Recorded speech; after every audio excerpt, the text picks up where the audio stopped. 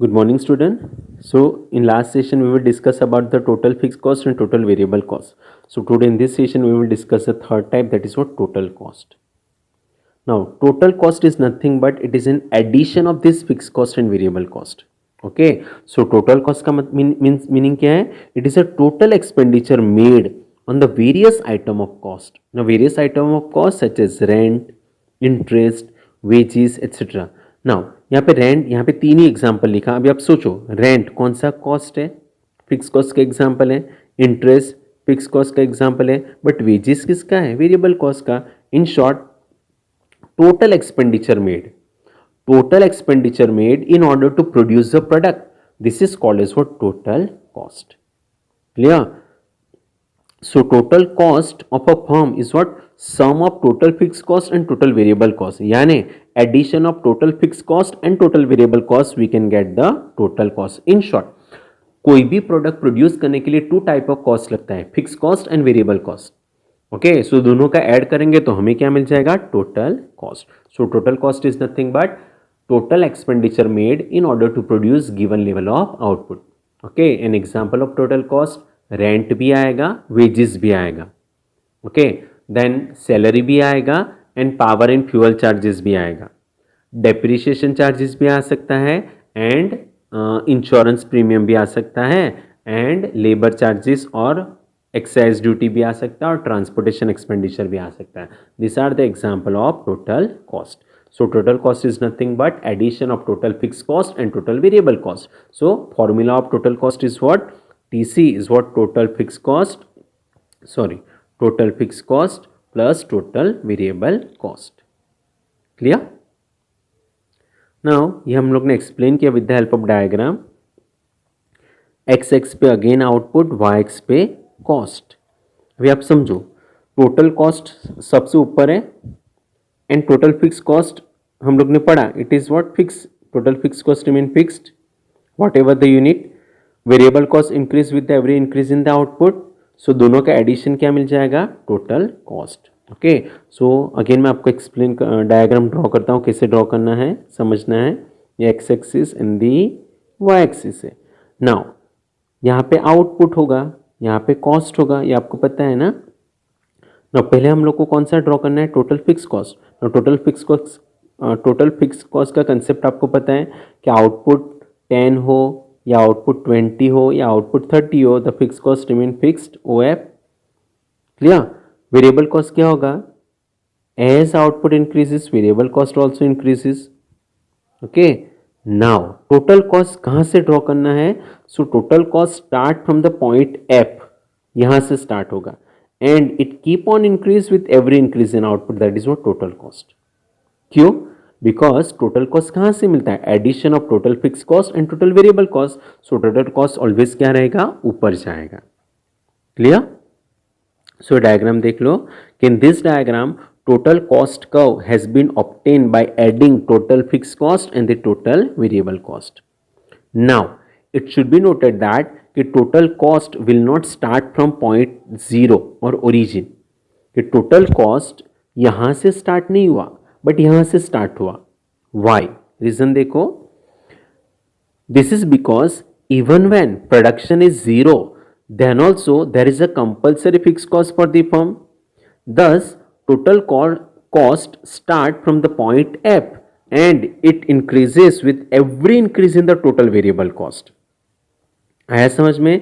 सो ये डायग्राम में क्या समझाना है कि जो टोटल कॉस्ट का कर्व है ना, it does not start from the point of origin, यहां से स्टार्ट नहीं हुआ but it start from the point F.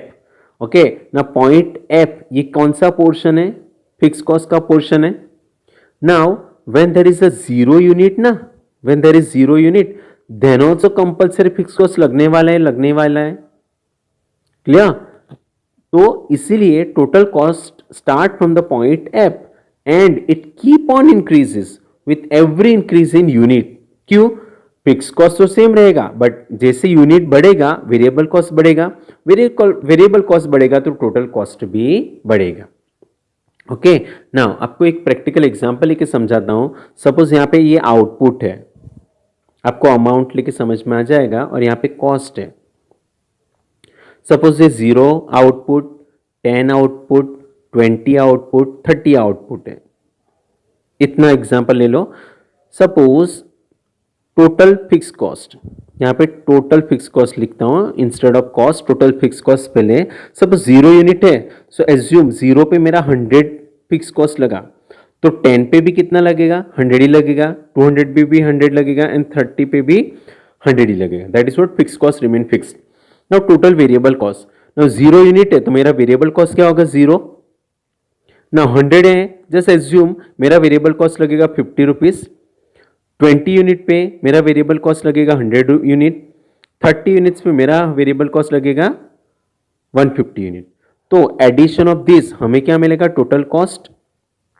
तो 0 100 प्लस 0 100 आएगा, 100 प्लस 150 150 आएगा, 100 एंड 100 200 आएगा, एंड 100 150 250 आएगा। आया समझ में? तो ये फिगर्स, ये कैलकुलेशन पार्ट से भी आपको समझ में आएगा कि जब आउटपुट 0 था वो टाइम पे total cost 100 and total fix cost 100, इसीलिए 0 यूनिट पे टोटल कॉस्ट फिक्स कॉस्ट पे पॉइंट के स्टार्ट होगा and it keep on increases. अभी इंक्रीज हुआ 150 200 250, तो ये क्यों हुआ increase, because of this increase in the variable cost. दिख रहा है आपको वेरिएबल कॉस्ट इंक्रीज, जैसे यूनिट बढ़ रहा है वेरिएबल कॉस्ट भी इंक्रीज हो रहा है। Clear all of you? So this is what total cost. So यहाँ पे डायग्राम का एक्सप्लेनेशन समझ लो कि it should be noted that कि total cost will not start from O, that is origin. This is because even when production is 0, then also there is a compulsory fixed cost for the firm. Thus total costs start from the point F and it increases with every increase in the total variable cost. Clear? So यहाँ पे ये diagram ऊपर है और यहाँ पे explanation थोड़ा नीचे है, सो समझना ना थोड़ा प्रॉब्लम होगा, बट आई विल ट्राई। कि इफ आउटपुट इज ओ ए, कि जब आउटपुट ओ ए था तब टोटल फिक्स कॉस्ट तो ओ एफ था and total variable cost is what A B था। Okay, so total of total fix cost and total variable cost is what A C. Total variable cost ऊपर गया, that is what A C बना। Clear? Now suppose output increases to O D, तो total fix cost remain fix, that is O F, but total variable cost increase हुआ D G तक, तो total cost भी क्या होगा, increase होगा, that is what D F तक। आया समझ में? सो डायग्राम को कैसे एक्सप्लेन किया, चलो again. If output is O A, वो टाइम पे total fix cost remain fix, that is O F, and total variable cost कितना था, O B. So total of total fix cost and total variable cost is what total cost, that is what A C. So total cost कितना आया, ए सी। As output increases to OD, so total fixed cost remain fixed, that is OF, but total variable cost increases, that is DG. तो total of this total fixed cost and total variable cost, so total cost क्या बना, DF. total cost क्या बना, DF. so उसका shape क्या आएगा, it keep on increase with every increase in the unit. जितने जैसे यूनिट इंक्रीज होगा टोटल कॉस्ट भी इंक्रीज होगा। क्लियर? चलो next is what, fourth average fixed cost, that is what AFC। अभी एवरेज निकालना है, टोटल कंप्लीट हुआ, मेजर हमारा complete, total fix cost, total variable cost and total cost, अभी उसका पर यूनिट निकालना है, that is called as what average.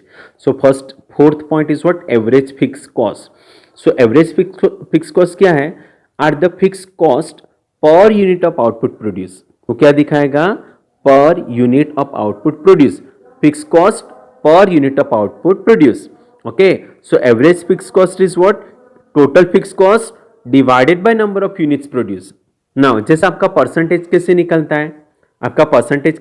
है, एवरेज कैसे निकलता है, आपका total marks divided by number of subject, तो यहां पे भी ऐसा ही होगा ना कि एवरेज कैसे निकलेगा, total fix cost divided by number of units. Total fixed cost divided by number of units. So example, suppose I produce 10 units. And total fixed cost is 150 rupees. Total fix cost कितना लगा 150. So what is the formula of AFC? AFC is what? Total fix cost divided bye Q. So total fix cost कितना लगा 150 divided by 10, यानी 1.5 rupees मेरा per unit fix cost आया. यानी एक unit produce करना उसका फिक्स कॉस्ट कितना लगा 1.5. That is what? Per unit fix cost. So average fix cost is what? Fix cost per unit of output produce. And how it is obtained? It is obtained by dividing total fixed cost divided by the number of units. Okay, so formula is what? AFC is what? TFC divided by Q. So TFC is what? Total fixed cost, and Q यानी number of units produced. Now this can explain with the help of diagram. Now ये diagram में देखो कि आपका जो average fix cost है ना, it slopes downward towards the x axis, but it will never touch to the x axis, it will never touch to the y axis. Okay, now ये क्यों डाउनवर्ड जाता है? सो अगेन मैं एक example ले रहा हूं कि सपोज 10 यूनिट है, 20 यूनिट है, 30 यूनिट्स है, 40 यूनिट्स, 50 यूनिट्स, ये मेरा आउटपुट है. Okay, now fix cost suppose 10 पे 1000 लगा, तो 20 पे भी कितना लगेगा 1000 ही लगेगा, 30 पे कितना लगेगा 1000 ही लगेगा, 40 पे 1000 ही लगेगा, एंड 50 पे 1000 ही लगेगा फिक्स कॉस्ट. क्यों? The fix cost remain fix. तो अभी मैं average fix cost find out कर सकता हूं AFC. Okay, so 1000 divided by 10 100 होगा, 1000 डिवाइडेड बाय 20 50 होगा, 1000 डिवाइडेड बाय 30 33 होगा, 1000 डिवाइडेड बाय 40 25 होगा, 1000 डिवाइडेड बाय 50 20 होगा. अभी आप देखो कि जैसे आउटपुट बढ़ेगा 10 20 30 40 50 आउटपुट बढ़ेगा, एवरेज फिक्स कॉस्ट फॉल हो रहा है. 100 से कम होके 50 हुआ, 33 हुआ, 25 हुआ एंड 20 हुआ. इसीलिए एवरेज फिक्स कॉस्ट का स्लोप क्या जाता है? It is a downward slope. ये कैसे जाता है? Average fix cost downward slope जाता है, बट वो एक्स एक्स को टच नहीं करेगा, वो वाई एक्स को भी टच नहीं करेगा. तो हम लोग को ये समझना है. So diagram shows that output increases, total fix cost get spread over more and more units, and therefore AFC become lesser and lesser because total fixed cost remain the fixed ना. so output जैसे increase होगा ना, total fix cost ज्यादा output में spread होगा, इसीलिए हमारा average fix cost become lesser and lesser. Now it should be noted that कि AFC curve slopes downward towards the x axis, x x के डाउनवर्ड जा रहा है, but it will never touch to the x axis. वो x x को कभी भी touch नहीं करेगा. Okay, what ever the level of output, output जितना भी बड़ा होना, बट वो कभी भी एक्स एक्स को टच नहीं करेगा. वाई? बिकॉज AFC का वैल्यू कभी भी जीरो नहीं आएगा, उसका वैल्यू कभी भी जीरो नहीं आएगा, उसका वैल्यू ऑलवेज क्या आएगा 0.00001, कभी भी एग्जैक्ट जीरो नहीं आएगा, बिकॉज पॉजिटिव अमाउंट है ना फिक्स कॉस्ट का, तो कभी भी एवरेज फिक्स कॉस्ट जीरो नहीं आएगा, howsoever larger level of output में भी. इसीलिए वो एक्स एक्स को कभी भी टच नहीं करेगा. Likewise it will never touch to the Y axis also, ये वाई एक्स को भी कभी टच नहीं करेगा, because total fix cost as a positive value, total fix cost का ऑलवेज पॉजिटिव वैल्यू आता है, and positive value divided by zero output, तो we can get infinite value.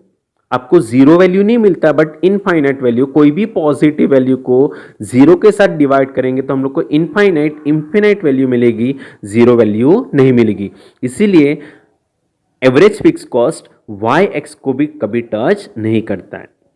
Simple सा है. सो इन ब्रीफ क्या याद रखना है कि average fix cost downward slope जाता है टुवर्ड्स द एक्स एक्सिस. क्यों? जैसे आउटपुट बढ़ेगा, average fixed cost become lesser and lesser because total fixed cost ज्यादा आउटपुट पे स्प्रेड होगा, तो average fix cost become lesser and lesser, इसीलिए वो डाउनवर्ड स्लोप जाता है. But average fix cost X X को टच नहीं करता है. एक्स एक्स को टच करना मतलब fix cost, average fix cost का वैल्यू जीरो हो जाना. Okay, so average fix cost कभी भी एक्स एक्स को टच नहीं करता है, because or we can say this AFC can never touch to the x-axis howsoever large the level of output may be. यानी output जितना भी ज़्यादा प्रोडक्ट प्रोड्यूस करे, आउटपुट जितना भी ज़्यादा हो, बट आपका average fix cost never be zero, because आप कोई भी आउटपुट को पॉजिटिव वैल्यू को डिवाइड करेंगे. सपोज मेरा टोटल फिक्स कॉस्ट 100 लगा और मेरे आउटपुट 1 लाख हो गए, तो मेरा आंसर क्या आएगा? 0.00001. इन शॉर्ट लास्ट में 1 आ जाएगा, एग्जैक्ट 0 कभी नहीं आएगा. दैट इज वाई वो एक्स को टच नहीं करता है. Likewise it will never touch to the Y axis also, because 0 unit पे टच नहीं करता है. तो क्यों? 0 यूनिट पे कंपलसरी फिक्स कॉस्ट मिलता है, यानी 0 यूनिट पे आपको पॉजिटिव फिक्स वैल्यू मिलती है टोटल फिक्स कॉस्ट की, and any positive value divided by output 0, तो we can get answer infinite, not 0.